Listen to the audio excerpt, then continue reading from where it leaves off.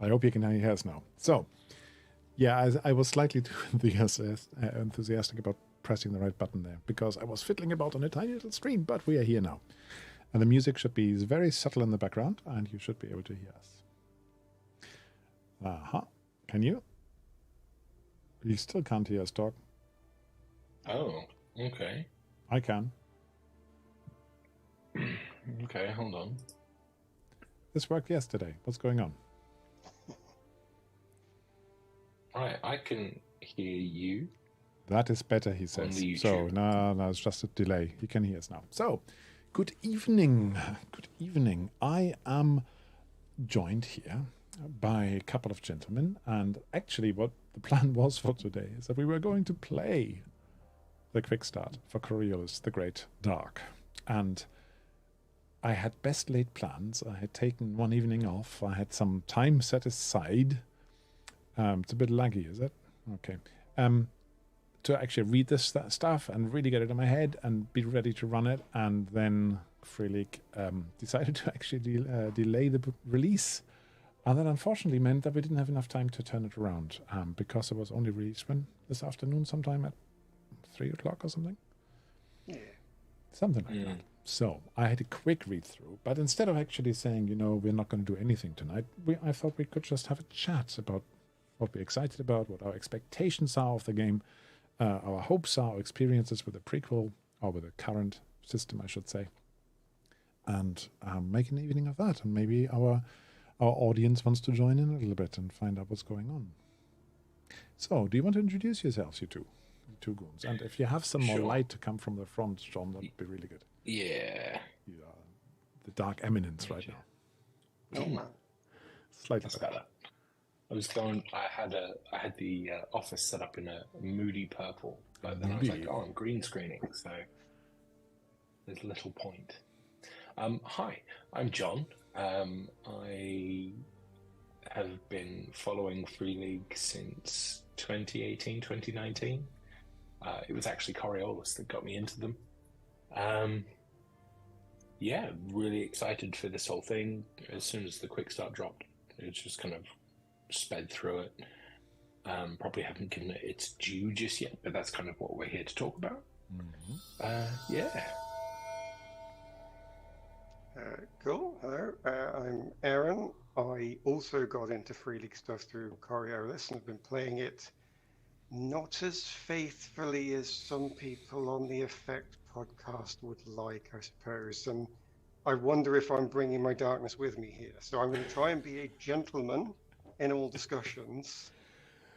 But yes, I've probably committed the cardinal sin on Effect of house ruling too much my Coriolis. No, I don't think I wouldn't say that's a cardinal sin at all. But you are the darkness between the pages then. Maybe. I'll try not to be. Here we go. Pushing and. So yeah, I got into Free League with Coriolis as well when I was sort of getting back into the hobby after a long break with kids and stuff. John can relate, I'm sure.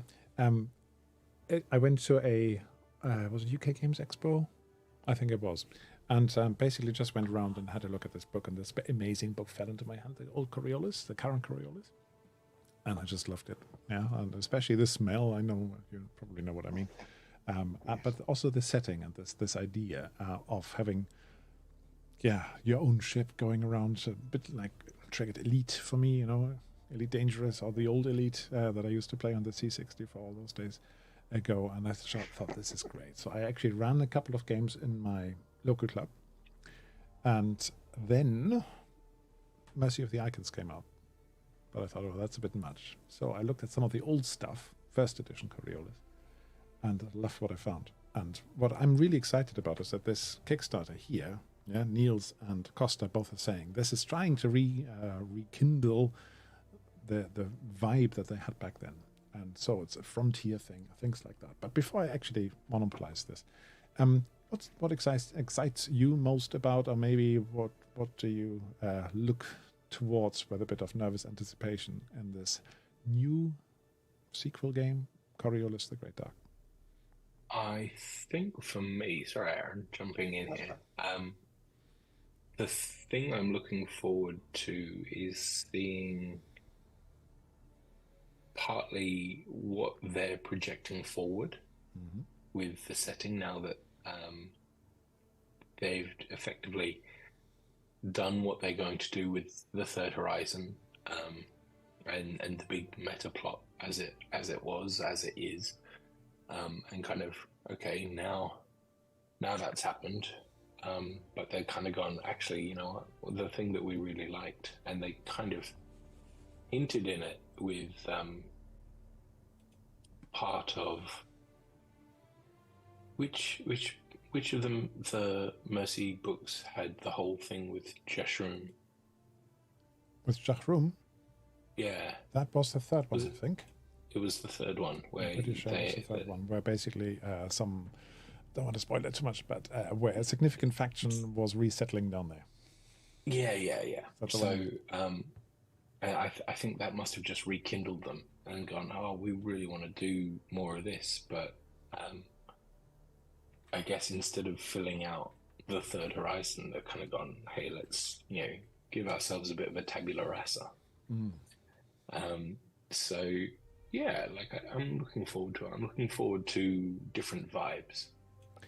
You know, they've spoken repeatedly about the 19th century pulp archaeology and exploration, you know, the Arctic stuff and stuff like that. So I'm looking forward to, which is what they're showing off in the Quickstart as well. Yeah.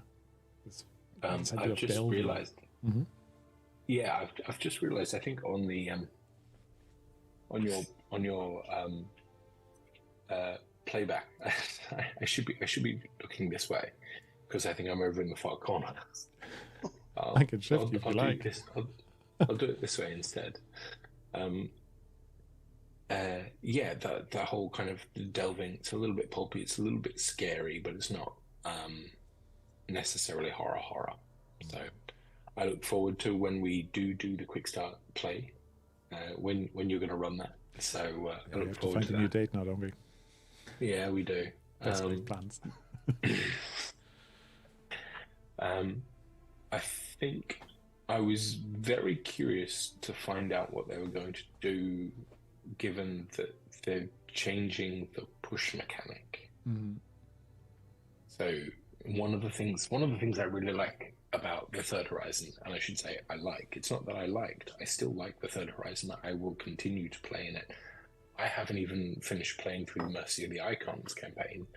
I started with one group and we got through Last Voyage of the Ghazali and the first half of Emissary Lost. So I've still got a lot of playing to do. But the cultural setting and the mechanical emphasis on prayer and the religious elements, and how all the different factions, everyone's set up as kind of like they're a bit grey. There's good and bad for both. And even the icons are set up as having the kind of like the positive, the thing that everyone likes to think about the icon, but then there's a bit of a darker, shadowy aspect of each icon as well. I really like that, and I like the whole thing is about seeking, the push mechanic being, all right, I'm saying a prayer to kind of get through this, but then obviously in a kind of a karmic way, you build up the pool of the dark between the stars, which is ever encroaching. So I really like that, and so hearing they were going to change it, I was like, oh, what are they going to do? I can tell you but let's see. I think actually one of the things that Aaron said was he's not playing it as faithfully. So I was wondering, was that one of the elements you slipped in there to say you didn't play it with the religion and the faith and the prayer? Almost the opposite, actually. Because the thing that most attracted me to Coriolis was that same background.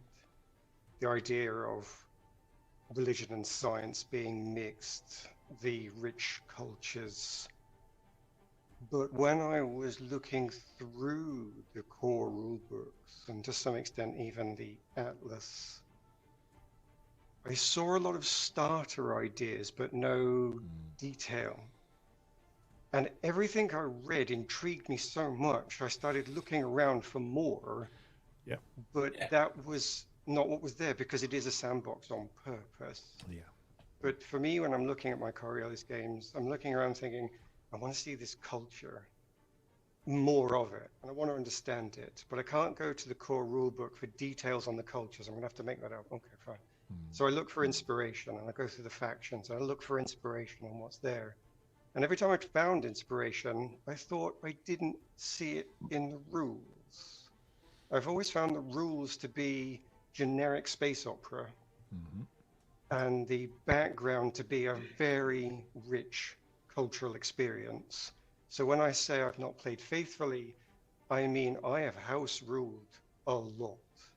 And I have attempted to stay faithful, however, so it might be a bad word, to the core, to the background, to the culture that I saw, but by enhancing the rules to meet them. So by changing the skills, by adding in fate and destiny and so on. Destiny really as well. just to match what I thought I saw in that core set. But one of the reasons I said I might bring my darkness with me is because I think I misunderstood the marketing the first time round, and I'm very keen not to make that mistake this time round. Because one of the most striking things that was said to me once in one of my first games was, Aaron, we're not playing Arabian Nights in space like you promised us. Now, fortunately, the guy then said, but I'm still really enjoying the game and I want to keep playing. And I thought, oh, thank the icons. But it was space opera with an Arabian influence. And I think that is very distinctly different from Arabian Nights in space. So, as I say, I made a mistake on that, and I want to make sure I don't do that with this next one. But I do like to think I've stayed faithful to the cultures that I saw. Some really interesting things you mentioned there, because one of the things was lots and lots of hooks, lots and lots of ideas, but nothing really in detail. And I think that is definitely something I found again. Partially the Atlas helps, the community Atlas especially, the expanded one. Yes. That gives you a little bit more. But even things like, oh, you've got the tabula. Okay, what's the tabula? What do you use it for? Well, very little in there. What's a transactor? What's all those things were mentioned, but very, very few of them are explained. And that goes all the way to adventure ideas, adventure sites, factions, and so on. That's why I actually started looking for the older stuff as well, the first edition, the Jan Ringen version, when it was still a D20 game. And that's why the sourcebook, for example, on the Rimward Reach, I really loved, because there was a bit more detail. There was a little bit more about how it all hangs together without blowing it out of all proportion, which I think, to an extent at least, is my opinion, Mercy of the Icons does. It's a huge campaign involving lots and lots of factions and big changes to the setting and so on. And that was actually more than I wanted. Factions, but yes. It's more than I wanted. More than I wanted or felt comfortable coping with, because then you start being on a sort of a ride like, what do you call those things? Spooky mansions, basically, where you're in a little cart and you drive Haunted house. Haunted houses, that's it. Spooky mansion, same thing. Haunted house ride, where you say, okay, now we've got this room and this happens, and now we're in that room and that happens. But you don't get this feeling of a really immersive culture unless you build it yourself. So it was a challenge, but it was also cool to do then. So I enjoyed my early games when we played the Statute of Tsar Bagram or something like that. And I made up some follow-up stories from that, and then we went out to the Rimward Reach. I enjoyed it actually more than I enjoyed running Mercy of the Icons. It's I've got thoughts, but I don't want to start crapping on Free League for what they've produced, what they've kind of gone through.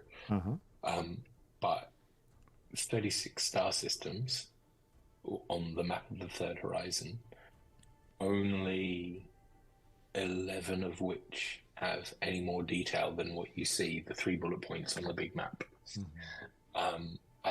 As in they are used in published adventures, which is kind of, there's a lot of potential there that they could have gone with, and obviously, plethora of reasons why they haven't. and they haven't shared it necessarily. Like, they've just been busy doing other things, making money. Like, good for them. But they've opened it up for the community to do. And so what I would like to see, what I'd like to do, whilst also, hey, looking forward to The Great Dark, which is going to come out, in print in a year's time. It's going to be March 2025 before I get it in my hands. I'll get, the alpha PDF before then, but in the meantime, I want to continue loving the Third Horizon. And I will continue loving the Third Horizon, I think, once I've got The Great Dark as well. But what I'd love to see is more, or any, I should say, people doing their own atlases, their own kind of almost like, I don't know if you know the published scenario site. So Scenario Compendium 1 has a thing on Mahanji's Oasis on Lubao, and then there's Aram's Ravine or Aram's Secret, which has but both of these are within the Kua system, but they are kind of adventure sites, adventure seeds for particular settlements within that one star system. What if,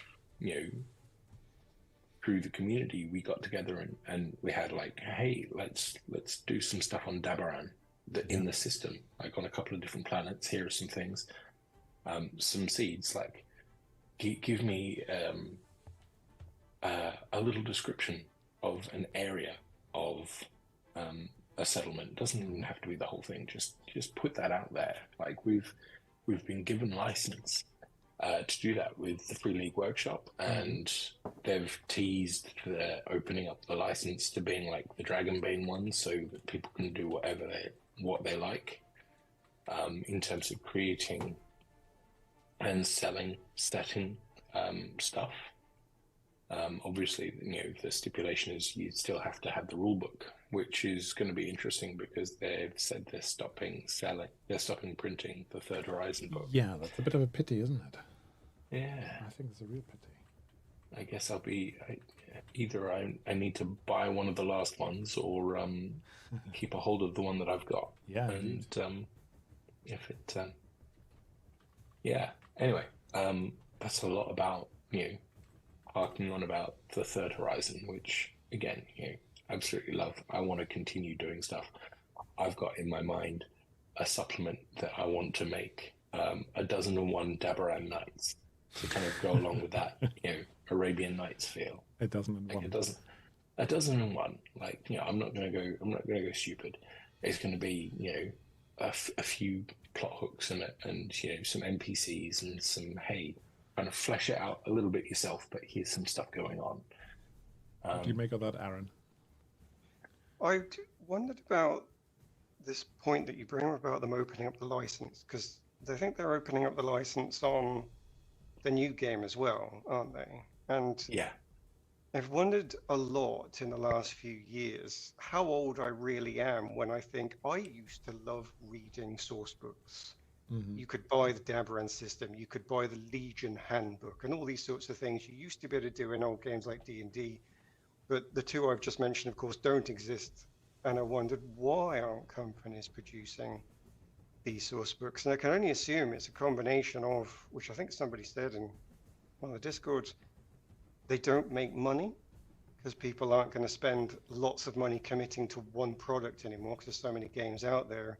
But also there's this need to satisfy the person who says, I have kids, I don't have time, I need to just pick up and play.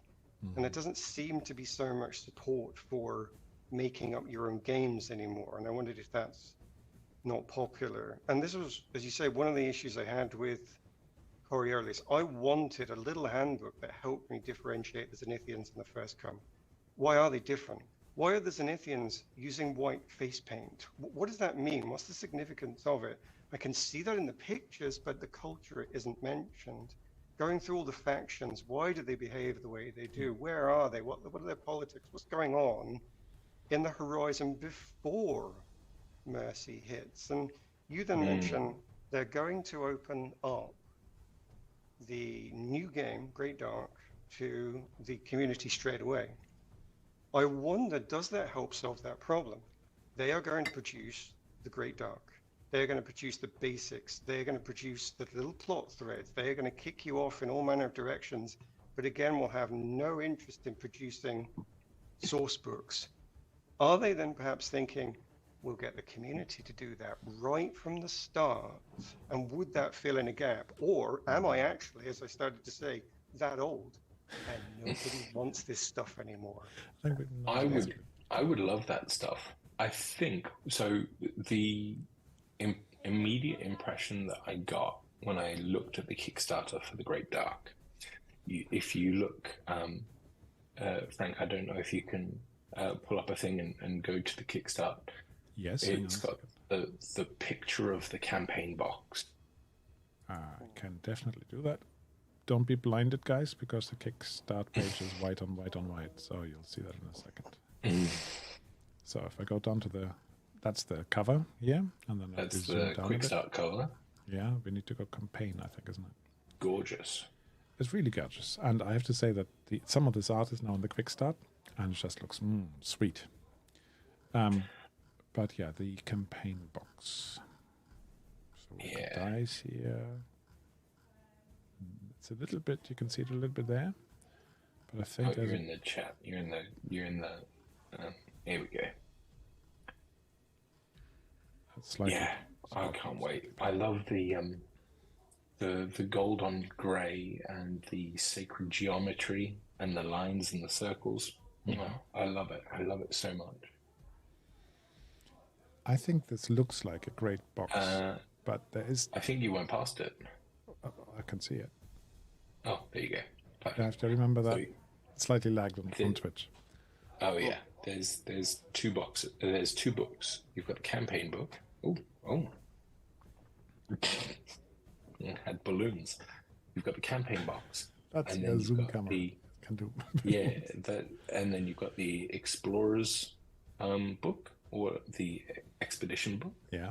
So I thought initially, what if you've got the campaign book is tying all the threads and the specifics of the particular campaign together, but the exploration book is about locations in a particular area that you're jetting off to on the slipstream. And so with the great big map of the Lost Horizon, maybe the different campaigns take place in the different areas of this great map, as they will do. And so you've got the kind of more sandboxy adventure site stuff, and then you've got the campaign based stuff. So going back to Aram's Secret, you've got hey, this is the location. Here are some interesting people about it. Here's kind of stuff you can play with to make it your own, and then here's a specific scenario or campaign that you can play with. That's why I initially thought. I think it was clarified somewhere that that's not quite what it is, but I could be wrong. I'm trying to extrapolate it a little bit from the interviews I watched and also from what I've read here. And I think that basically the campaign boxes are going to be telling the story of an expedition, of one of the great ships.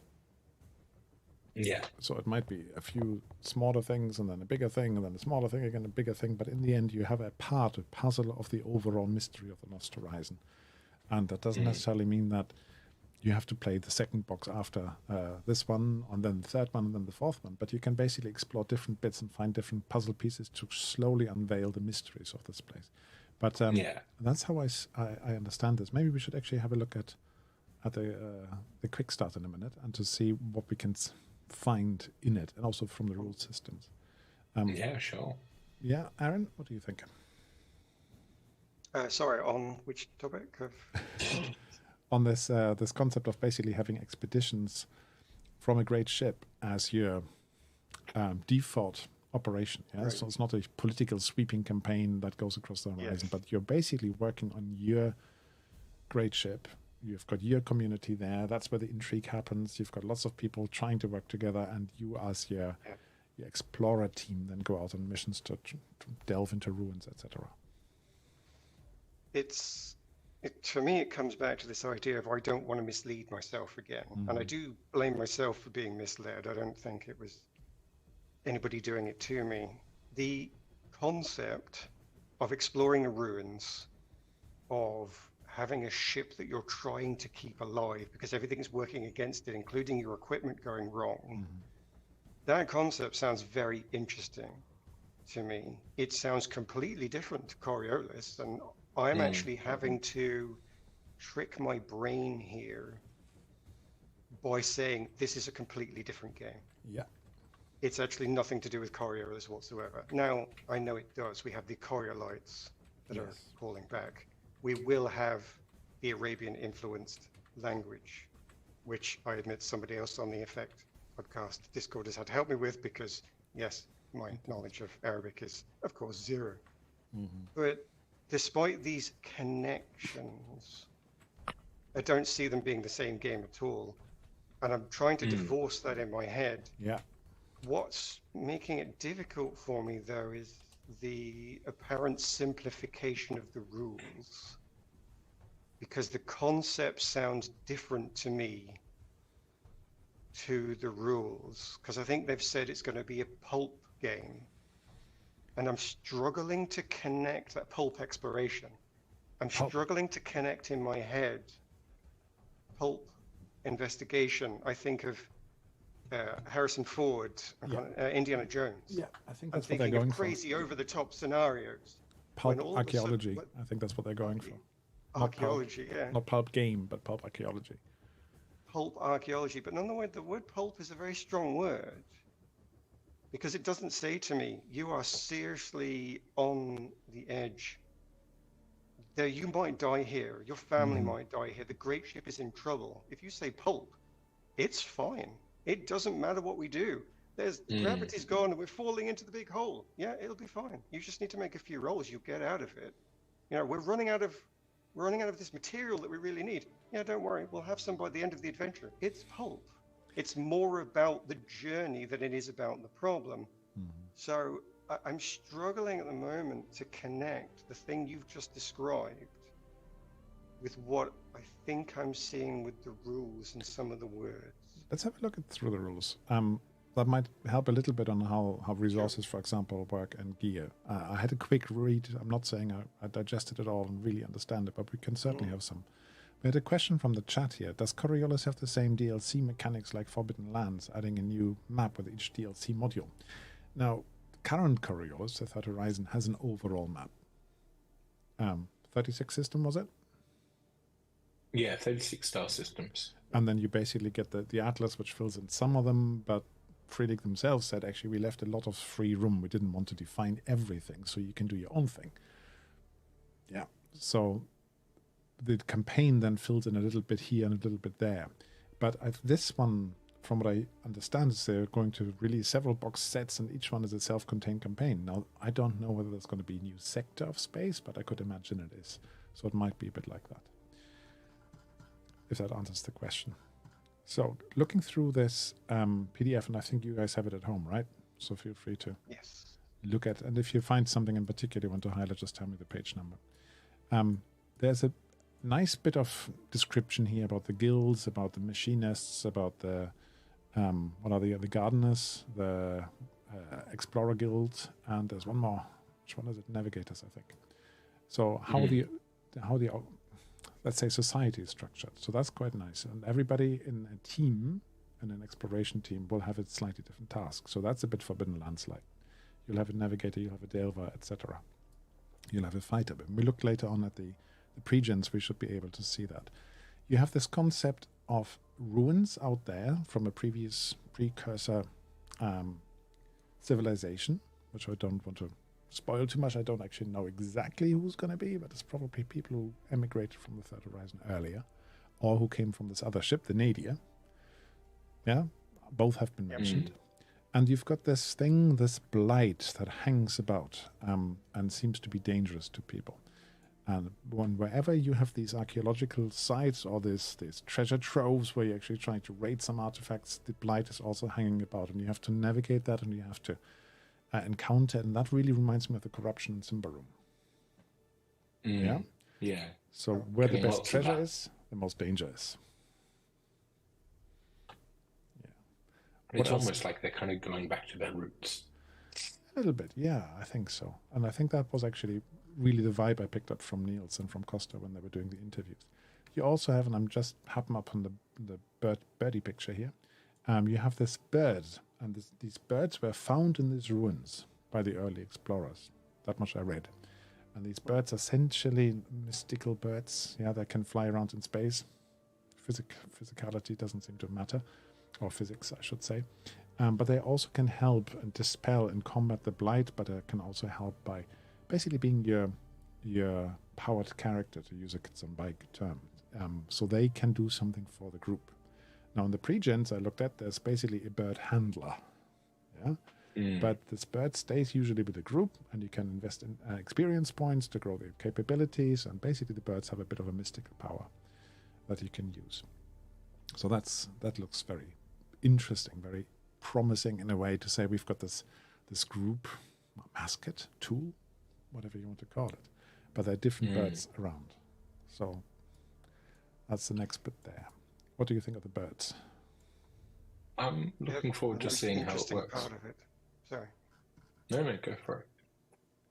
I was going to say, I think the birds are the most interesting part of it because they are unique and defining. And I'm not seeing that in the rest of the game.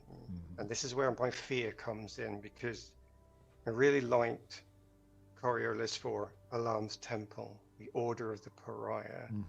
I really liked these references to something different, something unique that may or may not have come from Middle Eastern culture influences or not, but they still sounded unique, and they sounded like they were coming away from generic space opera. Yeah. But the birds are something that is doing the same thing. If I compare them to the guilds, navigators, machinists, gardeners, they're these very everyday words. They don't have any sort of grounding in any interesting history, and I'm finding them slightly unbelievable too. That the politics of this ship would be everybody who likes to grow things will come together and sit together and talk together and have coffee together. The navigators will do the same. The machinists will do the same. The politics involved in the complicated setup of 10 factions, 2 cultures, seemed very real to me. And this that I'm seeing with the guilds is reducing things down to something that has no flavor. So I'll come back to your question, the birds. Now I'm starting to see flavor again. Why are there birds? How do they survive? What's going on? I think they are definitely the most interesting thing in this Quickstarter, and that's the sort of thing that I'm going to pay for to want to see more of. I can see the guilds as basically harking back to medieval guilds, tradesmen's guilds, to say, no, it's not everybody who likes to grow plants who gets together, but it's a community who develop that knowledge to probably jealously safeguard that knowledge so that they keep the job. So just like you used to have a tanner's guild and a smith's guild and something else. So I can sort of see that also, that it's a reflection of Djachroum, which was a very much compressed setting, and you had these different factions there. So I'm quite pleased with these. But I know where you're coming from compared to what the full Third Horizon gives you. This is like instant coffee. Yeah, Which is, it's one of the things, I've seen people on Discord and whatnot, they're all saying things like, there were too many, or they tried to throw too many of them into Mercy of the Icons and this, that, and the other, and there wasn't enough focus going on. And then by the towards the end, or by the end of the Mercy of the Icons, what happens to some of the factions, kind of like, I think a lot of people weren't pleased with that. and it kind of becomes a bit unwieldy. So I can appreciate why they've gone from a dozen down to 5 or 6. Yeah. But I also see the point of going, they do seem a bit homogenous or pasteurized. Mm-hmm. I'm sure we'll get much more detail about them. Remember, this is only the Quickstart. In the full book, I expect there will be, a page or a half page at least on each. A little bit more going on than the paragraph that we've got on each. So, I anticipate it. I'm looking forward to it. But can't deny that it makes good business sense. I think they've listened to the majority, and it might be that I'm the perverse guy in the corner who just wants something different to everybody else, because I can't deny that possibility. Because people do want, if they are going to want this pick up and play, if there isn't time to prepare, if there isn't time to read, then it needs to be simpler.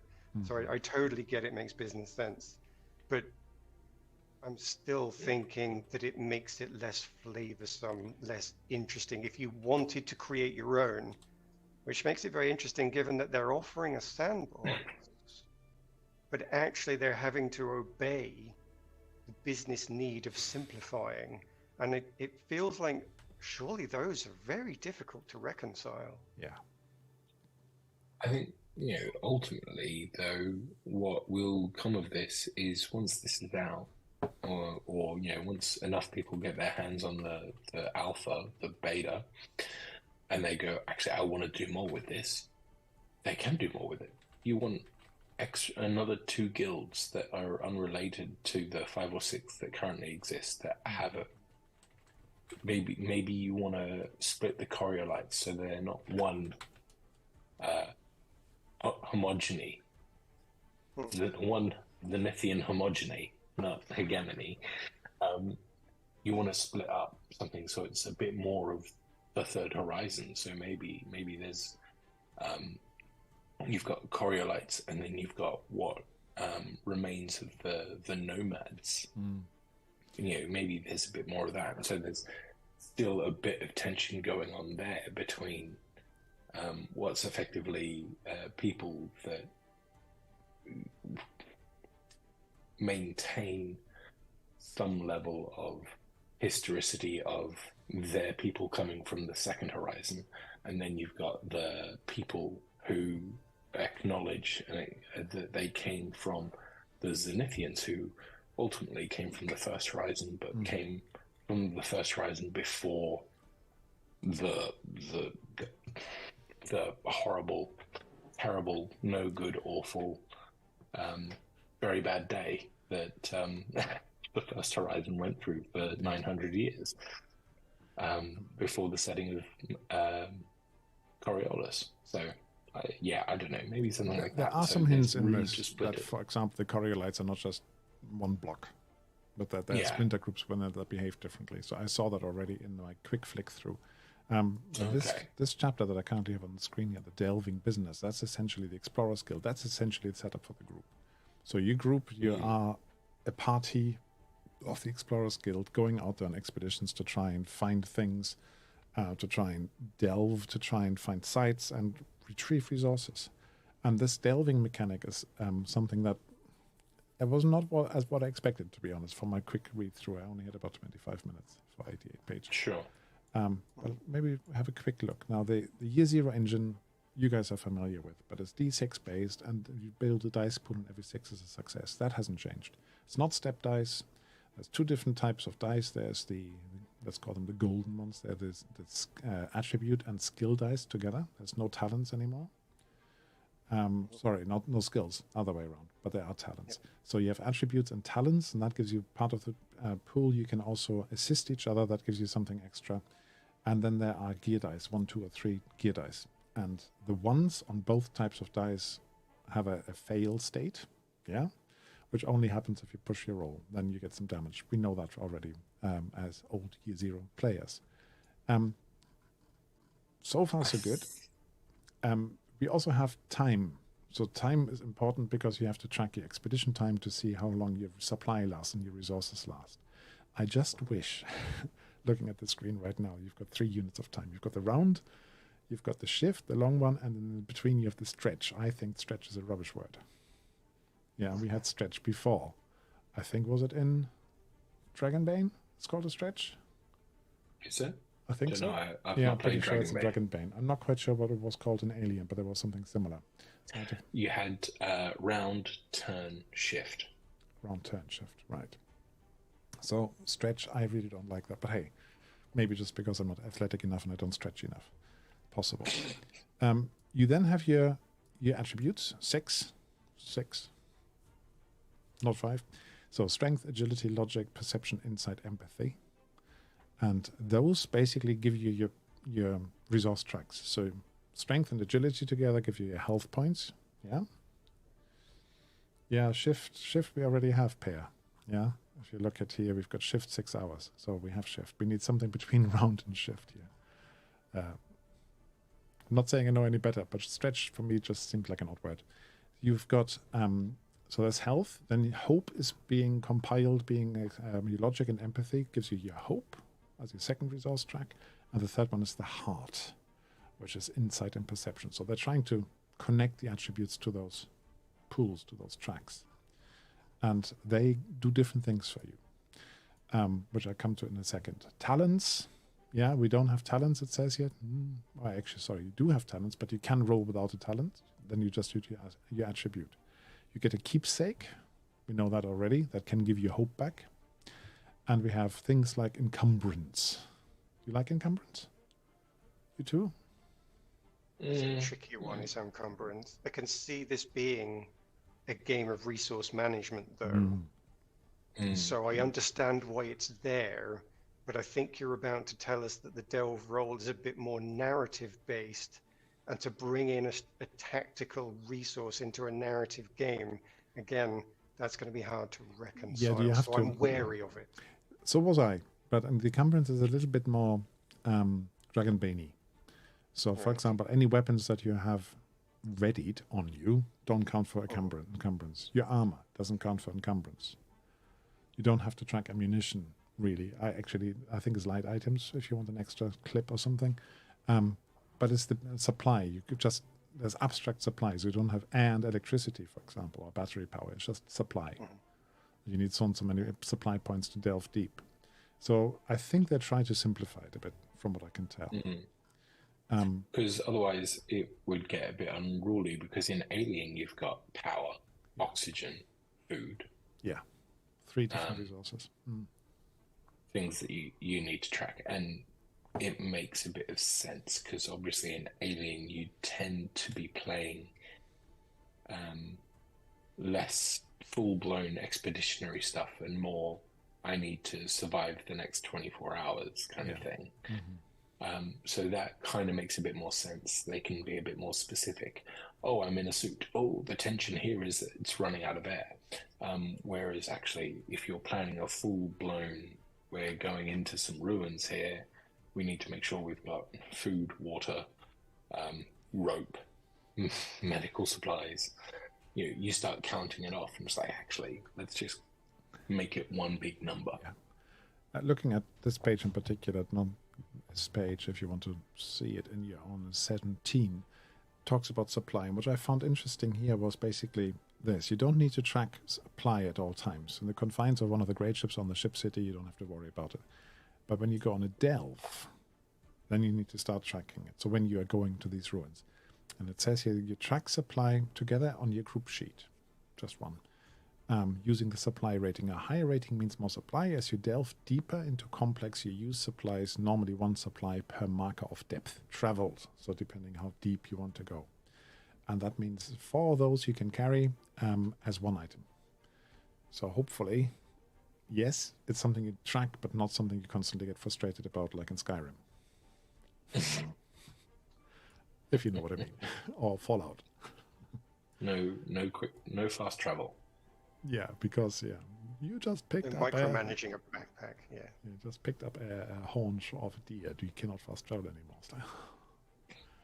Been there. They do have on the next page. They do have over encumbered though. They do. Yeah, so you can temporarily carry more. But then when you do any movement sort of stuff, you need to do strength rolls. Yeah. It's a little bit like Forbidden Lands, this bit. But I think it will be less likely that you're over-encumbered than it is in Forbidden Lands, where everybody trails around with donkeys and carts these days. So, core rules are very much like what we know from year 0. Yeah, so we've got pushing your roll will cause you damage. But to push your roll, you have to spend a hope. So you're not praying. Yeah. I'm sure you can potentially bring that back and say you're losing favor with your god if you push. Therefore, that's the equivalent. But here it's hope. And if you roll one or more of the damage, or the ones essentially, on a pushed roll, you will also lose hope from them. So instead of damaging your attributes, if you like, you're damaging your hope pool on a push with a fail. Or your equipment. So that's a bit different. That's a bit new, isn't it? Yes. Yeah. I think this is what the sort of thing people were wanting to see. Those that did want a new edition of Coriolis in rules that took advantage of Freely's experience as they've gone on, and creating specific rules to give you a specific feel. I mean, I know Hope from the One Ring, and it is very much telling you something about the background that's going on. You are fighting Sauron. You are having trouble with it. You might fall. There's Alien, I'm told, is one of the best sets of specific rules, even though I've never played it, actually. But we were hoping to see that sort of thing. So this is that offering now. We are being told that hope is very key to this whole game being played. Everything's going to focus on this. Yep. And I'd be very interested to know what happens if you run out of hope or if it goes below a certain level. Yeah, I can show you. I can show you. But yeah, there's another interesting thing about assists, but let's see when it comes up with hope and assist. Some beautiful artwork again here in the middle. Martin Grip, I believe, has signed these, or is basically the responsible guys for this. So we've got equipment breakdowns. And then, yeah, actually, while we're here, we just do this one, help. If you want to help a fellow explorer, you can basically give them hope. Hang on, did I skip the thing about learning out of hope? Not yet, no, okay. So, equipment breaks down, we know that. That's not new, but you have to repair it as well. Otherwise, it's lost. Again, that's Forbidden Lands, we know that. Helping your fellow explorers. You can give hope to others, but this is not without cost. You yourself will lose the hope instead of your fellow explorer. You must decrease your hope by 1 just to help the explorer in addition to any ones, rolled by the other explorer on the push roll. So you can help somebody, but even just helping costs a hope. And yeah, so it's almost like the taxman will come either way. Like there will be hope lost regardless. There will be hope lost, yeah. And if you assist somebody and then they roll ones, the assisting person is losing hope. So you're taking a gamble as well. It's not a contained gamble to say, yeah, I'll help you. It cost me 1 hope. I've got a pool of 5. I'm fine. It could actually kick back and kick you in the teeth and say, actually, I helped you, but now I lost 3 hope. So not quite sure how that's going to play out. It's going to be interesting to see. It shows that actually that you've got a very important connection between the characters that the relationship from Coriolis never quite did. Yeah. I mean, it was never really there. It was like a potential thing to help you roleplay Firefly if you wanted to, but it never really put any burden on the characters and how they interacted, or benefit on the characters and how they interacted. This one's very much, no, you are in this together, and that the one of you with the best hope, it's not just going to be a joke around the table that he's always got a joke when you need him. No, that person is going to be the heart of your team, handing out hope to everybody else who's going to fall. I think that's very evocative. That I like the sound of that. I think there's also hope in Electric State, but I haven't read that to the detail yet that I can confirm that. The Electric State ones, you've got you're holding on to hope because you're going on the journey, the road trip, and as the hope decreases, you start to get a bit despairing, and that affects the journey that you go on. But then you also, in electric state, you've also got bliss. The electric state being the virtual reality that everyone kind of gets stuck in, because every time you use it, every time you use it, you gain a point of bliss, which makes it harder for you to kind of disconnect and get on with the journey. So that's kind of like a really quick one for electric state. But what I'm looking forward to seeing, I know because this is only a couple hours old at this point, a few hours old. What I want to see, because a lot of people have talked about, hey, can I use these rules in the Third Horizon? Can I use the Third Horizon rules in the Great Dark? I look forward to, over the next couple of weeks, seeing what, if any, amalgamated rule set that people come up with, saying, I like this, I like this, I like this, I like this. I'm going to put them together, and this is going to be my Coriolis. Because we've already had things like the combat overhaul for Third Horizon. We've got a few other people have pitched some other specific rules.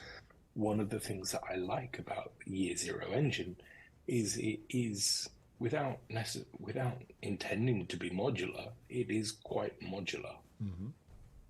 You can take it and make small adjustments to kind of fit different rules right around into different house rules from different games. You go, actually, this part of the game, these next few sessions, this next particular scenario, we're going to change tone a little bit, so we're going to adjust the rules and we're going to do this.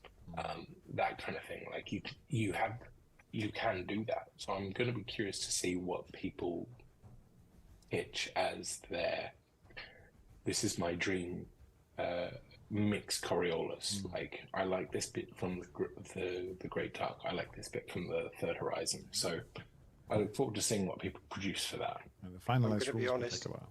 So that's the reason I've backed this more than any great interest in the new game. I have some interest. I have an intellectual interest. I don't believe I've got an emotional interest in this new game.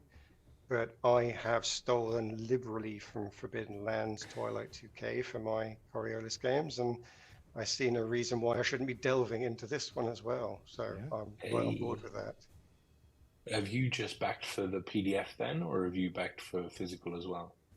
I have backed physical, and that is because I've also wanted to make sure that I don't bring my darkness with me.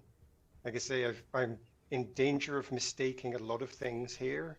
I want to treat this as a new game, and so I've backed physical so that I try it as a new game as well. But secretly, in the depths of my heart, I know what I really want. So fair enough. I mean, I've got two people here on either side who are very, very apt, very, very good at homebrewing, and I've read some of the stuff you put on the forums. Or the Discords these days, they're called Discords, aren't they? So, yeah, I can see that you're going to get your hands dirty as soon as you can. Just before I move on, very quick, group roles have changed. So when you face a challenge with your fellow explorer, you decide who takes the role for the group, and it says usually it's the person who's best suited to the challenge. So we used to have these things. Yes, for some of them you can do that, but for example, sneaking was the worst one.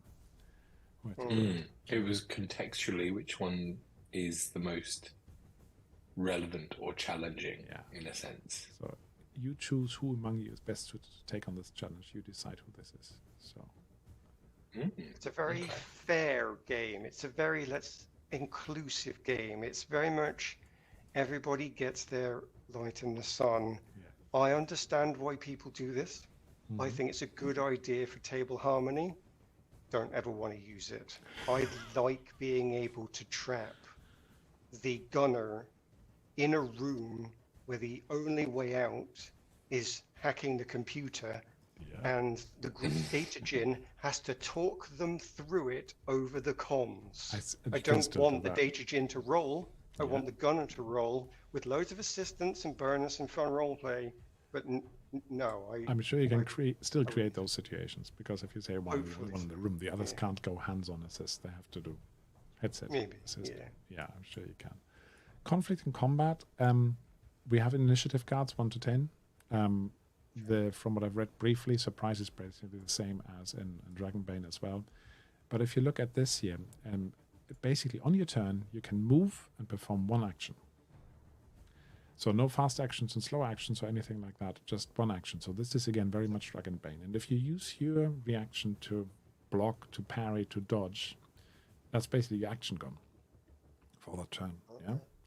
You have some generous free actions, like drawing a weapon, changing position, drop equipment, or giving a shout. But the draw weapon, basically readying a weapon, is no longer an action, it's a free action. So again, that's very Dragonbane-y.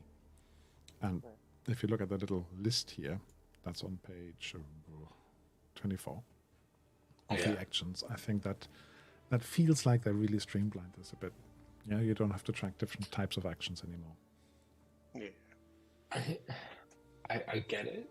I'm not sure I'm going to like it, but I get it. I liked it. I very much liked it in Dragonbane.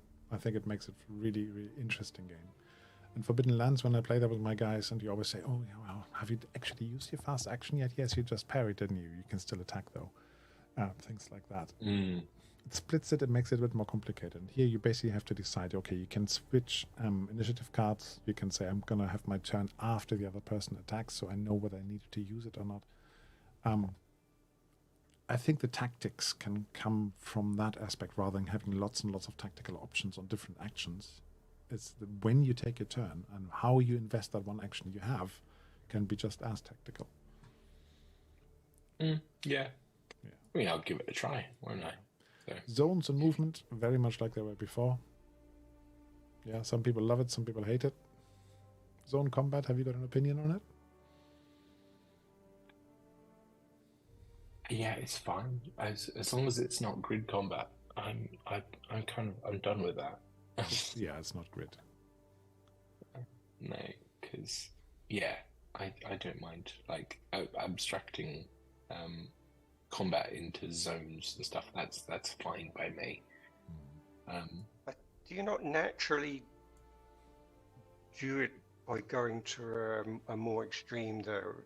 In Dishonored, for example, it's literally, I forget the exact words, but something like near, far, and are you kidding?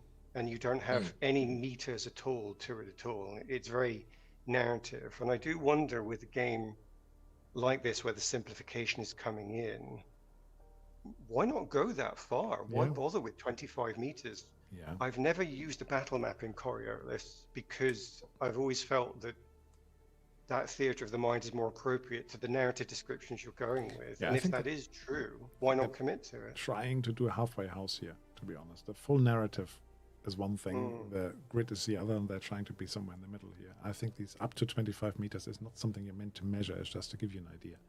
I mean, Conan does something very similar. Another game that I want to run soon is Hexen, a German game. And basically it says, well, they've got muskets and stuff, so it's 30 years wartime.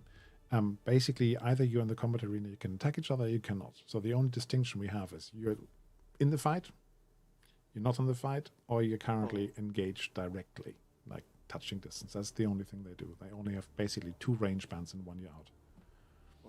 And that, I think that actually works really nicely. Yeah.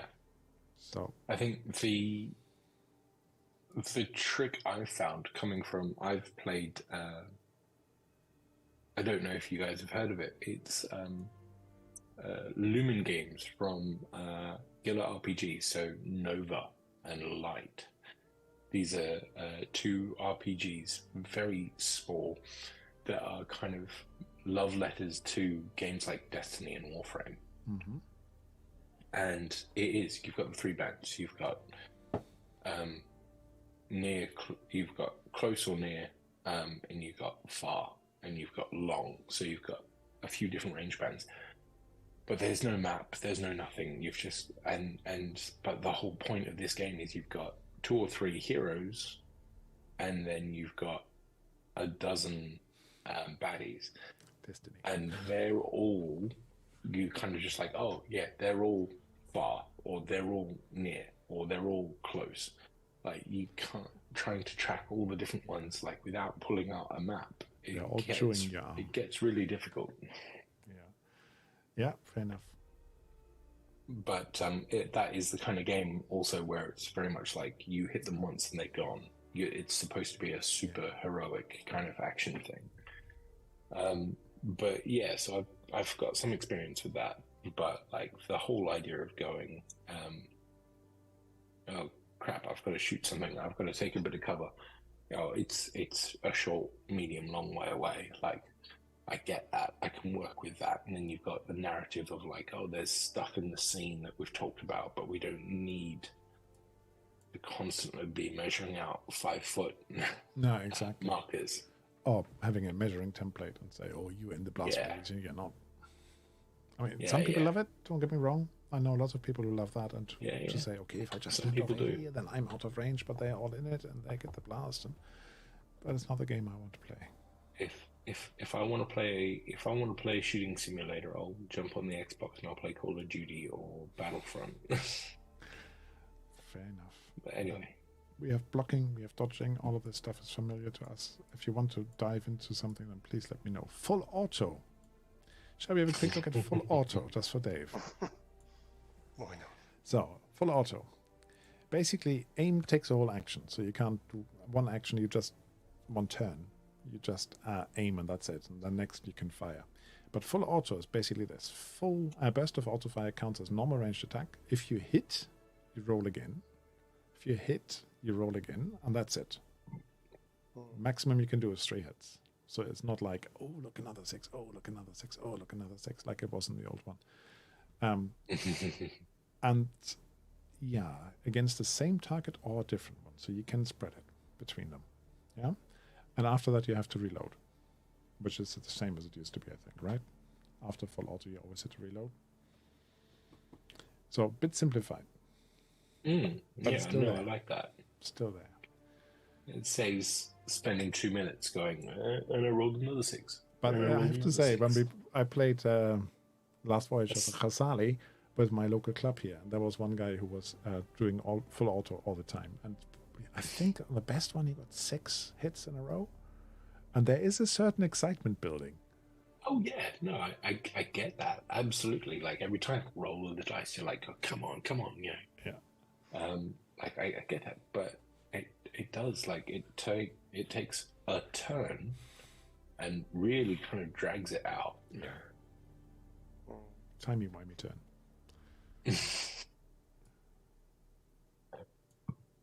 Aaron, any views? Pensive look. I tell you what I've done. I've had a look at the character sheet because I find it very instructive to let me know about an area of the game. Yeah. And this full auto and everything else you're reading is in the combat section. Mm-hmm. And it's interesting that you say that they've simplified full auto. I agree with you. They have. But it's not going to feel simple, I don't think, when you look at the weapon stats. Right. I'm actually surprised what they've simplified and what they haven't. Mm-hmm. If I look at the weapon stats, each weapon has got 6 characteristics that you need to track. Damage. And every time you do a hit, you're going to be looking at those. Bonus, damage, crit threshold, range, features, and reloads. You're tracking reloads still. Yes. And that combat then seems remarkably complicated still, given that they've ditched skills, they've simplified full auto, but your weapons are then 6 characteristics in definition. Yeah. I think I was expecting to see combat much more simplified than you've described. I think it's not that bad. The damage is base damage rating. It's just a number. But the crit threshold, that's the one where I was slightly, that's how they've done this now, with the crit farming, you know? If you cause that level of damage for this weapon, let's say it's 2 or 3 or whatever, then you trigger a crit. So it's not... Is it damage or is it still successes? It's damage after armor, etc., deductions. So if, for example, I don't know, I can have a quick look at the character sheet. Let me just remember we're on page 29. So if I go right down to the character sheets and pick somebody's weapon up, Weapons are... Where are the weapons gone? Because I'm looking. Oh, that's at the bird. First, I'm the looking first at character. bird. Let's not look at the birds. So let's The look at this first one. character is German. Oh yeah, the first character. Let's look at this one. They've got a hull axe. It's a +2 bonus, damage 3, crit threshold of 4. Yeah. So they would have to have 2 successes and not be reduced by armor saves to have that. Well, no, To trigger a crit. 3 successes because the threshold is for do they have to meet it or beat it? Meet it. Meet it. Okay. So if you hit, it's 3 damage. If you have an extra success somewhere or damage bonus of some sort, probably it's going to be the extra success, then you can roll a crit. Mm-hmm. Okay. So that's changed, I think, from Coriolis, where they talk about the successes. The number of successes is where you get to pull the crit. Mm-hmm. You're certainly rolling less dice than in Coriolis, and that is going to speed it up slightly. I think somehow I was expecting it to speed up a bit more, though, because you hear the math that you were still doing. Yeah. So you compare this, and then you check your dice, and what's the armor? Oh, okay, I take the armor off. Okay, now I need to look at my crit threshold. And from running the game, I know full well that every time a player does this, they check their character sheet. Mm-hmm. So it sounds like it's really easy, because it sounds like, well, I would just do this, and this.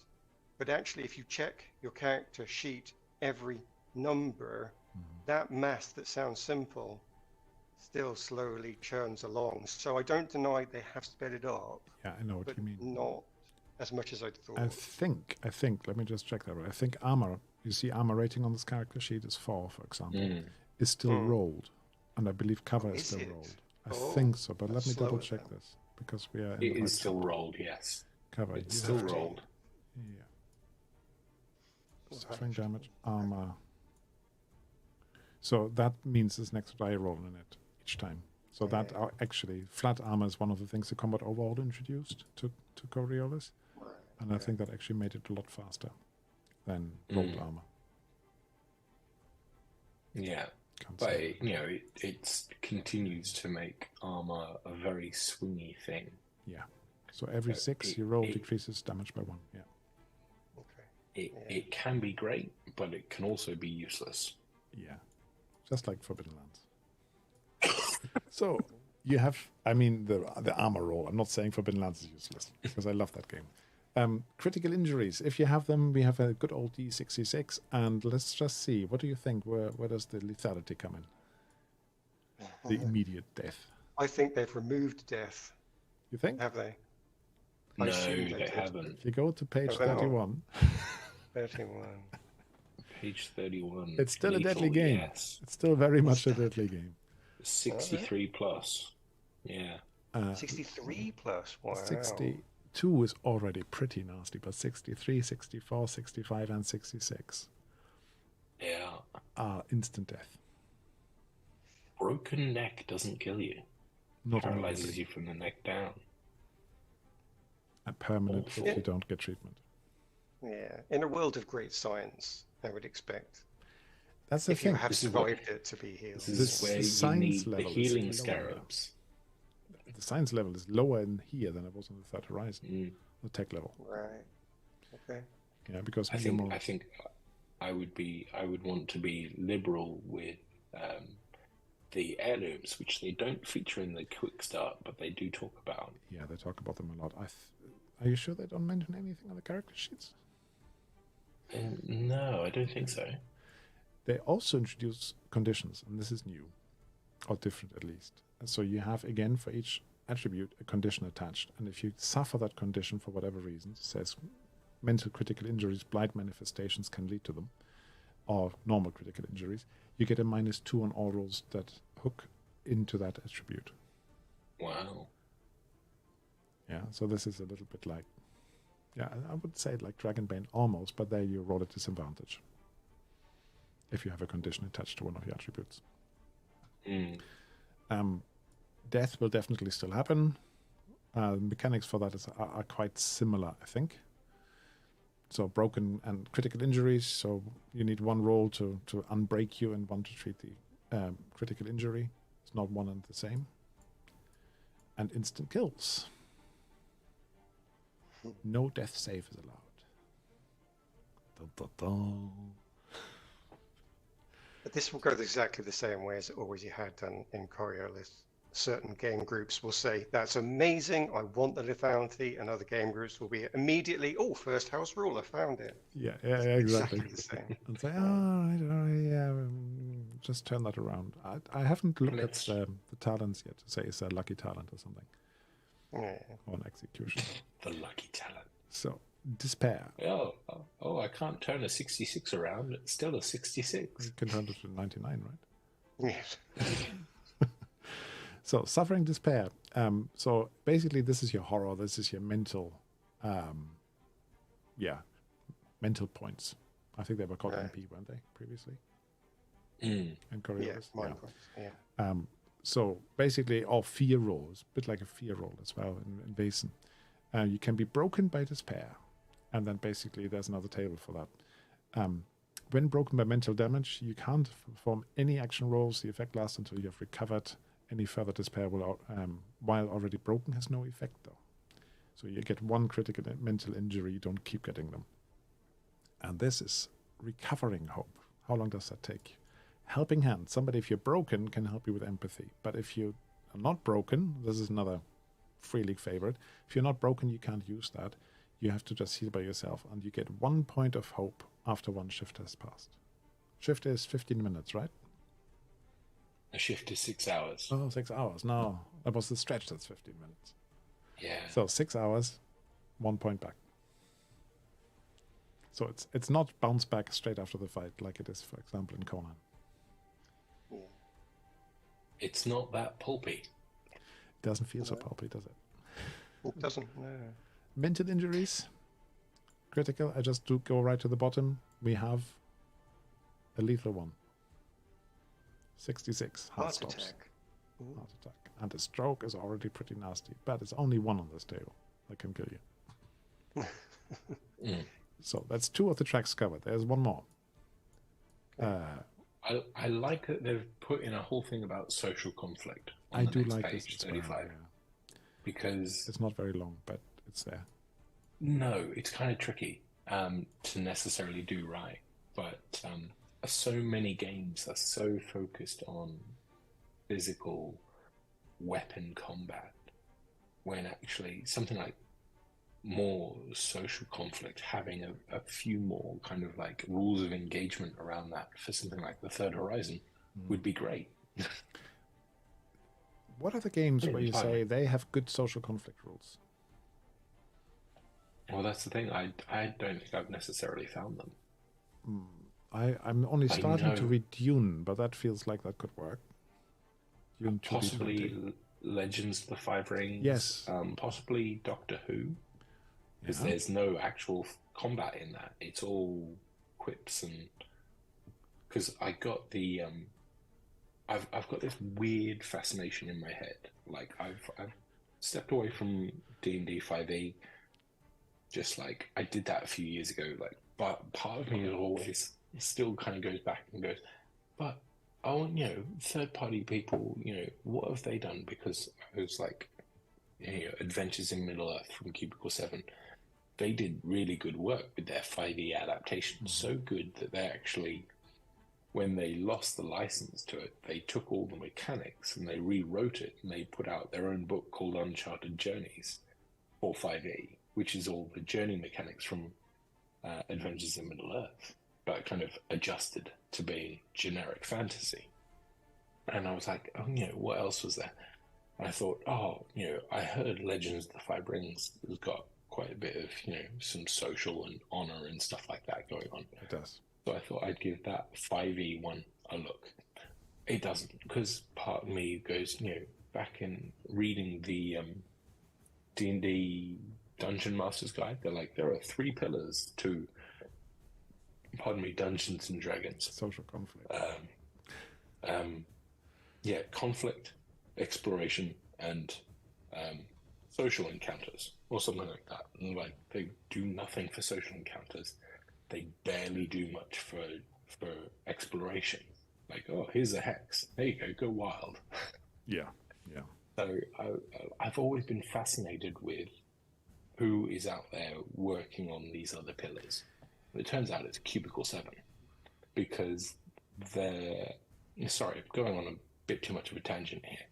The Doctors and Daleks, the 5e adaptation of the Doctor Who one, and you're thinking, oh, why would you? I spent a few quid. I got the PDF because literally everything, conflict, combat, is all quips.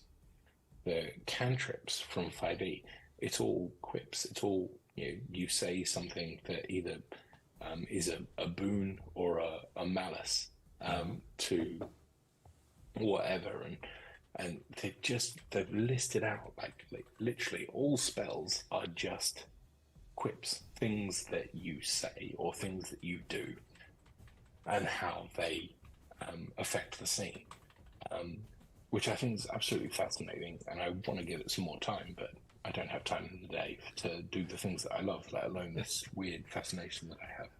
You get it when you retire. You only have about 40 years left or something. I don't know that I'm ever going to get to retire, mate. They've increased the retirement age to something like 70 now. I'm still on 67, anyway. I think. So far away. Right. But yeah, social conflict looks cool. There's relatively little in it. But I think I can't remember what it was.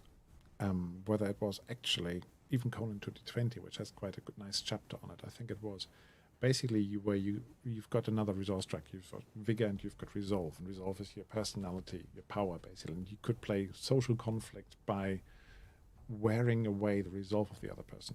And I think that in the old Coriolis they were hinting at that with mental points and doing intimidation of manipulation, where you could actually essentially do an attack on the mental points. But it never actually, for me, connected to say, that's right, this is a good mechanic, this really works.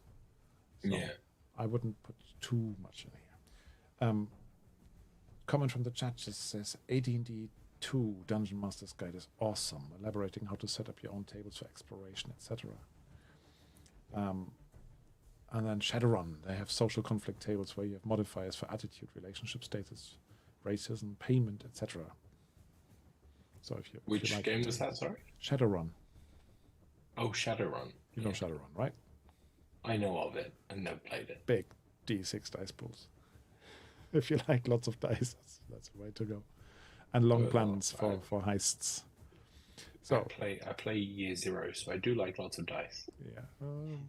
Hexen has got dice pool D6 as well. So, Heart and Blight. So the third resource track, gosh, it's going to take a little while to explain this, but let's make it short. Is Blight. And Blight happens through attacks, through locations. So if you're delving into certain locations, you automatically get Blight per time unit. So this is really where Simbarum and Space came from me into it. Specific creatures have attacks that inflict Blight. Again, that's something we know from Simbarum. And delving in general, but also certain locations. So there are some, I think they call them Blight cores. So basically like a heart of darkness, essentially, where if you get close to it, you get more and more and more corruption. Your Blight level goes from 0 to 3. And you can be broken by it.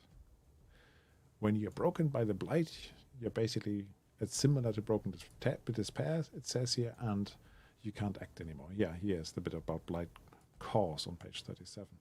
You can recover from it. Again, people can sanitize you. I'm not quite sure that's what they mean. But somehow they can wash the corruption off you with equipment as well. This counts as an action. The bird can help you a little bit, if I remember correctly. And you will recover eventually after a shift, one point. If you're in a blight-free area on a base camp or forward camp, that's when you can recover. So I think sanitize is the right word versus sterilize. Yeah, I guess so. Sanitize is clean you off rather than do something else. Sterilize would be to just, nuke the site from orbit. I have to ask, have you guys actually played Simbarum? Twice, a long time ago. Twice, okay. Because one of the things with the corruption you get is mark of corruptions. So if it hits a certain level, then basically you have that. And here it's called a Blight manifestation. For me, that really sounds so similar. And those can be specific effects that you suffer. It doesn't cause a crit, it says here, but the manifestations are on the next table. So you can get shivers, you can get blisters, you can get phantom sensation, you can get echoes and things like that can drive you mad. You become distracted. Nebulous breath. But what I really liked on my first read through was this one here, temporal dissonance. So yeah, almost starting to fall out of your time. You constantly get interference from the past or from the future. Look at 66. Yeah, we're getting there. Waiting for that. 66. Bloom, 64 I really like as well, by the way. Because that goes back to one of the early first edition adventures from Coriolis. But yeah, 66 ceased to exist. That's it. Nobody in the crew even remembers you anymore. It's like, wink out of existence. Yeah. But not even current existence. You never were. Yeah, indeed. You never were.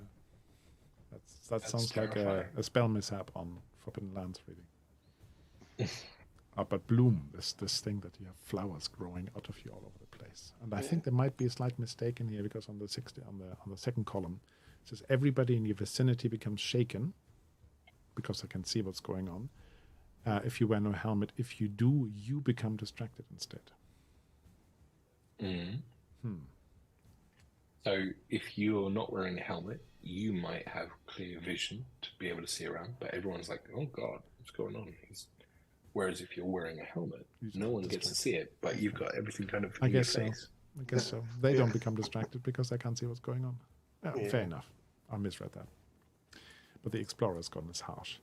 We have creatures, ferocity, several attacks per round, and so on, creature attacks. I don't want to spoil too much, but they are different creatures of, well, are they creatures or are they beings, like from Darkness Between the Stars, or are they mechanical? Yeah, this was hinted a couple of times in the interviews where they basically said, well, is it technology? Is it something mystical? Would you be able to tell the difference? After Arthur C. Clarke, any technology sufficiently advanced will seem like magic. But yeah, you can basically see dodging and blocking is going on darkness. Creatures can see in darkness. Always nice, so you get a little bit of this, oh dear, what's creeping up on me? They've got fear factors. Don't want to spend too much on this one here. And that's it. That's all we get on creatures at this point. And then we get to the delve mechanics. And that's probably as far as I want to go today. So let's call them dungeons for a moment. Yeah? Rather than ruins or delves or something. So it then says there are different classes. There is from 0 to 3. 0, relatively easy, non-existent, to very mild blight levels. This sounds like the radiation forecast in Blade Runner. Easy to navigate and no major obstacles reported, can be undertaken without a delving suit. So stroll on the beach. You don't have to do much. All the way to class number 3. High to very high blight levels and or major obstacles, extremely challenging delve only to be undertaken by the very best and most experienced delvers. Fatalities are not uncommon. Proceed with extreme caution. So, dungeon difficulty. I wouldn't call it a challenge level, but that's the idea, I guess. Yeah. And then you get these roles, and this reminds me of the Forbidden Lands journey rules. Yeah. A delver, a scout, a barrow, and a guard. So people take different, roles in the role-playing game. It's the same as traveling in the One Ring as well. Yeah, I guess. Yeah, you're right. But you also have to assign which role goes to whom. Then you have to plan your supplies, and then it says the role and the bird. The bird can be commanded by all of the crew, although it is most common that the scout is the companion of the bird. So, group character. And then, it talks about supply a little bit. But basically, if you have supply on you, as you go deeper and deeper into your delve, every level will cost you, like every mark will cost you one supply. Combat will cost you a supply. So avoiding combat, it can also mean you safeguarding supply. Strenuous activity, this really reminds me of Alien again, with the air supply. And resting will cost you supply. So that you can't just say, we rest every 5 minutes because we can recover hope. Yeah. Yeah. A delve is commonly between 15 and 30 markers deep. This means explorers need to carry supplies from 30 to 60 to traverse and return. Yeah. Because of course the journey back also. Fall is 1 item for supply. So if you have to. Oh, for supply. Yeah. So if you have 15 to 30, let's say, you have, make it easy, 28. That's 7 inventory slot of supplies. So that's actually quite a bit for a group, isn't it? Yeah, considering generally speaking, you're going to have up to 6 player characters. It can work. Up to 6. Yeah, I wouldn't play this with more than 5, really. For me, 4 or 5 is the sweet spot. But yeah. I've played with 6 players before. It was D&D though, so it was a bit different. But and then it goes through. More than. Go on. More than 4 is I've learnt is a bit of a stretch for me. I know I can do it, but I don't like it. I don't like doing it. That's the enjoyment out of it, isn't it? So yeah, it talks about how you can use the bird to scan ahead, and the bird can fly ahead and tell you something. There's some rolls to be done. You can scan to get the layout of a place, but it will not tell you where the blight is. For that, you need to go first hand or use the bird. Use the birdie. Yeah, and talks a bit more about that one. So, and then you get the bird, and this is actually what I think is a sweet thing, as you were saying, the most interesting thing. Yeah. So, the bird has no attributes. Okay, but a specified amount of health and energy level and a list of abilities. Now, if something I was taught, if something has stats, you can kill it. Like the big dragon in EverQuest, the first raid dragon. That one wasn't meant to be killed, but they managed because they had a number of hit points and they just piled on it. So, but that by itself, for me, is actually something like, oh, right, mystical being, it sort of comes into being and you can kill it. What do you do if you lose your bird? Okay. And then it says every bird can use powerful abilities, but not all the time. So there must be a resource. Yeah, at the start of the campaign, the bird has 3 energy points, so that's something to track. Every time the bird uses an ability, it costs points. And the bird recovers energy after 1 shift, it says on shift. So I found a typo. Ha. Teacher comes out. So using bird abilities is an inside role. Yeah, as you can see. Don't want to go too much into this. And the bird will help you with all sorts of things. So this is the adventure. I'm not going to show you that, but maybe have a quick look at the bird sheet and maybe at another character sheet. So this is the bird sheet. Is that right? Yeah, Tarek. Grey golden feathers, black beak with golden patch, 4 wings. 3 extrusions on head with eye-like patches. All right. So this bird is impervious to blight. Don't know whether they all are or not. 4 health, 4 energy. 4 health doesn't sound like a lot, does it? No. If you think that a big weapon could do 3 damage with 1 extra, maybe 4 damage. So the bird could actually be gone very quickly. And then you have these abilities. So they can attack, they can have a telepathic connection, exchange feelings and premonitions with his companion. Raptor's Call, aid an attack of a crew member, so assist. Clear Blight from 1 location for 1 shift. And Scrying Eye, see through the bird's eyes. You can see through it. And if you look at the energy, and I said this one actually has 4 at the beginning. So you can use Raptor's Call and Scrying Eye, and then the bird has to rest. Yeah, because they're not all 1. Some of them are 2. And presumably then there's going to be some bird abilities in the book that are going to be 3, and they're going to be super awesome. At some point, yeah. At some point. So that's the bird at the lower half, and in the top half you've got the just a group sheet, essentially. And then supply down the bottom.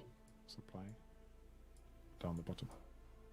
I can imagine doing this with tokens or beads or something to supply, so you can see. Like, do you remember the last voyage of the Khazali? The time points, or the energy points? I think they started as energy time points, yeah. and they were disappearing, and that was really nice actually to see that dwindling supply of tokens. That's the Swedish box set for the Ghazali that they didn't do an English version of, and so they talk about the energy points, but in the English one. But there was never a card sheet of tokens or anything like that. I just use beads, glass beads, work really nicely. So, character. I don't know whether we want to look at a character sheet, but pretty much character sheets are these black things, and you were working on potentially doing a printer-friendly one, I think, because that would be a lot of ink. I'm most of the way through it. I'm going to make it form fillable.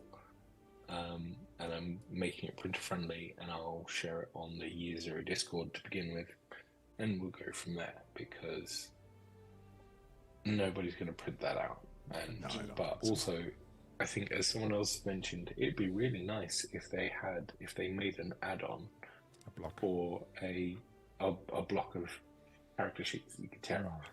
Yeah, I can see that. That'd be amazing. I can see that. That'd be amazing. So, looking at this, you've got the tracks we discussed on the left, Hope, Health, Heart.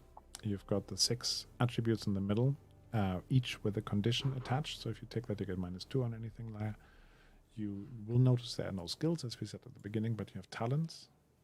And it specifically says a talent can be used with different attributes. So they typically have an obvious one, like archaeology, you might want to use insight. But if you can, or logic, but if you can argue it, that you can actually combine them differently. I quite like that. That's a bit like the 2D20 systems. And then you've got gear. Yeah. The bird capsule.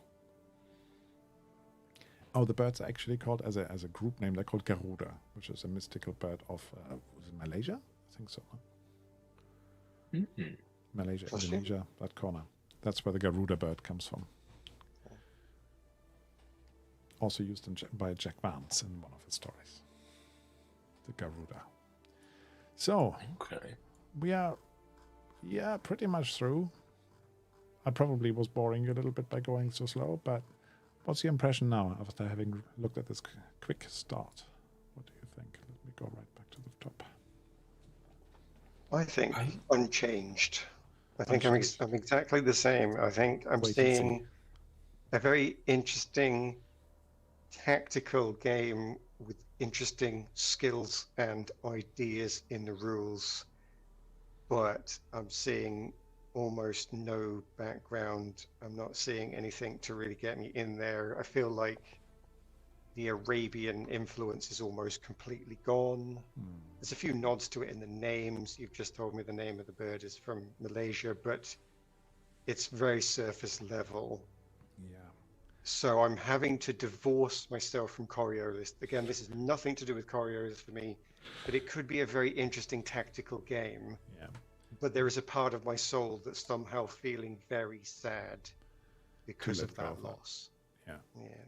Nobody's taking the Third Horizon away from you. And that's where I shall be.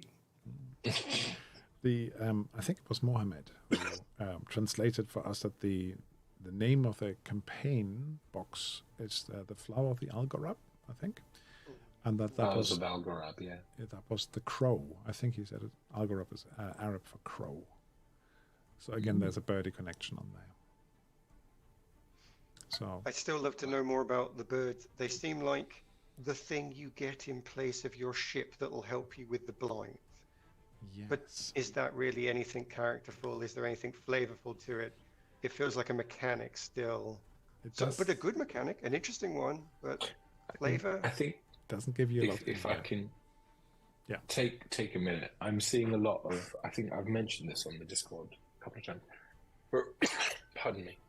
A little while now, I've wanted to take some of the lore, the setting from Destiny, and to apply it to the Third Horizon, which is lots of light versus dark, far-flung future stuff, spaceships going to planets and different alien influences. And with that game, you play an immortal guardian, and you have a companion called a ghost, a little floating robot thing. And the bird seems a little bit like that kind of translation. And so part of me is like, oh, there's even more I could borrow from this to try and do this, to create. Because I've got a Google Doc that I've been very slowly kind of touching on over the last year of just going, it's called Destiny in the Fourth Horizon. So I was kind of already running with the whole Fourth Horizon thing, because I took the little bit at the end of the Mercy of the Icons 3, where they say, hey, and a flotilla of people just decided to up and leave the Third Horizon. They're kind of done with all of this. They're moving on. I'm like, brilliant, that's great. We can take the Third Horizon rules, we can set something over there, change a bit here. And obviously that's where they've kind of springboarded the Great Dark from. Yeah. Indeed. But yeah, like I still see little bits here and there, and I'm really looking forward to actually playing this now. So I think more so than I was earlier, where I was just like, oh, I wonder what it's going to be like. Now I've got a better idea of what, pardon me, at least the delve is going to look like. Yeah, I think so. We don't have anything about the kind of the social and factional elements in Ship City, or what the exploring the slipstream and exploring the Lost Horizon. We don't know what that's going to look like mechanically or narratively yet. We will do in time, but for now they're focusing on the delve. Mentioned, but yeah, there's actually here somewhere is the official long name of Ship City as well, which they mentioned in the most recent Free League Lounge, and said it's so long nobody will use it because people said Ship City sounds a bit naff. The Ship City of Djachroum, the first and last, or something along the line. Not Djachroum. Yeah, Ship City, or the Ship City of Coriolis, the Eternal, and Djachroum, the first and last. Djachroum, that's it. Djachroum. That was one of the first great ships. Yeah. Not Djachroum. Not Djachroum. Song 4. But also, in one of the things they talk about the great ship Hammurabi. Yeah. Which is obviously also the space station from the last ship of the last voyage of the Gazale. Yeah, and of course, and obviously Hammurabi is the author of Code of Laws. A Book of Wisdom or something, isn't it? Code of Laws, I think it was one of the earliest codes of laws. Hammurabi, if I remember my history correctly. But yeah, so they're kind of recycling some of these things, which is great, which is fine. But yeah, no, I'm looking forward to it more now. I think, having gone through that with you, which is good, which is fun. Thanks for having me on. Yeah, thanks for being here as well. A couple of things just before I let you go. There's plenty of mileage left in the Third Horizon. Yeah, there's Lost Horizon isn't out for another year or so. So plenty of room to explore that, and I think it's definitely worth, even if it's slightly clunky now by modern standard the games, I think it's definitely worth playing and exploring. If you're looking for some stuff beside the big campaign, there's lots of community content. I would in particular highlight a couple of the first edition things, not just because I translated some of that and you can get it for free on drive-through, but there's one scenario in particular I really like, which is called Ice Cold Inferno, I think it's called. Ice Cold Inferno in the original, and that's definitely worth a look. It's a classic first edition Coriolis adventure, basically translated into second edition Coriolis. The second edition being the current one. Go and check them out. And if you want to grab some of the stuff off drive-through for free, like the Djachroum sourcebook that I translated, or the Lightflower Dark Leaf? I can't even remember. Or the Station 18 by all means do so. But in March, I'm saying this right at the end, but you may have seen it in the chat.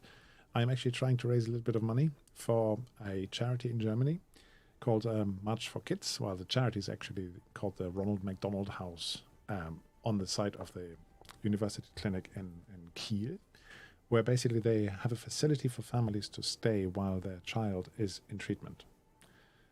Often long-term treatment, but that's a huge benefit to the families. And I'm working together with a couple of German streamers who've been raising 2,000 euros last year. And I want to match the same. I think last time I checked today was 1,560, and they've got until the end of March. So I did set up an extra little donation button on here, which you can use. Nobody has yet.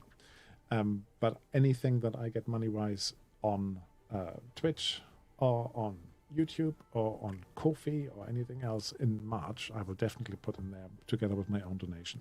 So lots of different ways you can contribute if you want to, but I leave that entirely up to you. One thing might be if you grab something off drive-through, don't pay there. Yeah, just get it for free, this time at least, and give the money straight to the charity. That would be my request. So if you want to find out more, I am still trying to, with these guys and some others, depending on when we can actually make it work, play this Quickstart. I'd hoped to do it today, but it was a bit tight on the turnaround, seeing as it only came out this afternoon. I couldn't get my head around it yet. But it will hopefully be happening in the next couple of weeks. On next Saturday, I will also be running it in German on my German channel as sort of the last highlight of the March for Kids. And I'll also be running Kids on Bikes and various other things. So tune in, don't be a stranger. Leave your comments once this is published on video on demand on YouTube or whatever. Leave your comments, leave your questions. I'd really be interested to carry on with this conversation a bit more and get a wider view from the community. Anything you guys want to say or advertise for yourself? I'm not doing anywhere near as much good work as you. I think we'll leave it on your good message. No, we'll leave it on that. So thanks for having us. Once your Destiny game comes out, we'll definitely talk about that, shall we? Once you get the copyright for that. Never, ever.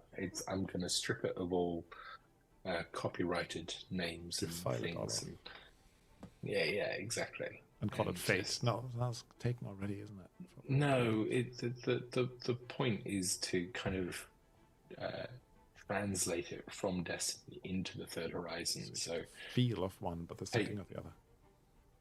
Yeah, like the kind of the overarching story plots of Destiny, but kind of translate how would that fit into the Third Horizon. So there's kind of like a bit of transliteration and other words that I don't know properly, but trying to make Destiny fit into Coriolis,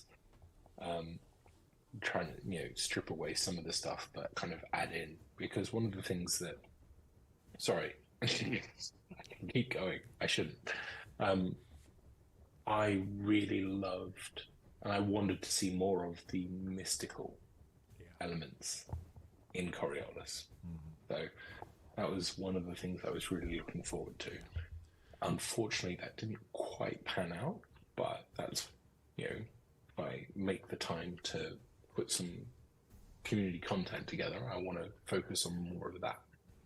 I look forward to it. But for now, thank you again. Good night, and may the icons, if they are still around for the Third Horizon, bless your adventures. Take care, everybody. Bye. Bye. I just have to find my closing screen.